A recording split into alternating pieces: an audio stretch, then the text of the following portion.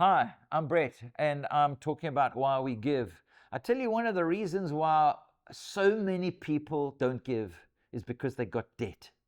Debt has to be one of the most crushing things to a soul.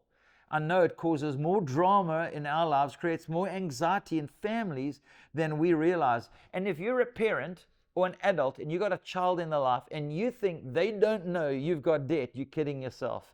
Debt creeps out into every aspect of our lives. So you got to be careful about that stuff. You got to destroy it as quick as you can. Get rid of it. Don't just let debt carry on. Jesus, the scriptures say this: let no debt remain outstanding. How's that? Don't have any debt. And this is what it says: except the continuing debt to love one another. For whoever loves others has fulfilled the law. So don't just let debt have its way with you. Don't just let debt run away from you. Don't hide your debt. Debt has such influence over us. It causes anxiety, it destroys relationships, it makes us sick, and it really upsets the people who we owe the money to. So we need to deal with it.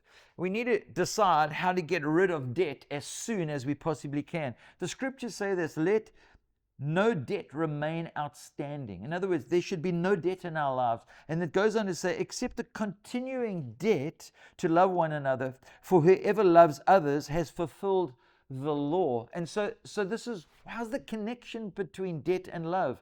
Well, this is the great command. If you love God, you will do what he calls you to do.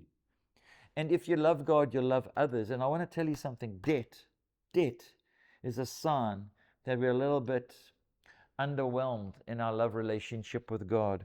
So we need to get rid of debt as soon as possible before it destroys our lives and our relationships. We need to have a budget, and we need to adjust our budget so that it can start reducing our debt. And once we have sorted out our debt, you'll discover, once you've sorted out your debt, you'll discover you can breathe better, and you'll be able to live better, and you'll be able to give generously. And let me just say this about debt: if you have debt, there is no way on earth you can be generous. It does not work. If you think you're being generous and you got debt, you're kidding yourself. All you're doing is stealing money from someone else.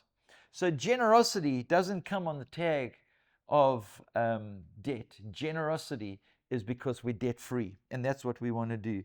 And we've got to be careful, because the plus or minus average amount of debt every household in South Africa has is around about 50,000 Rand.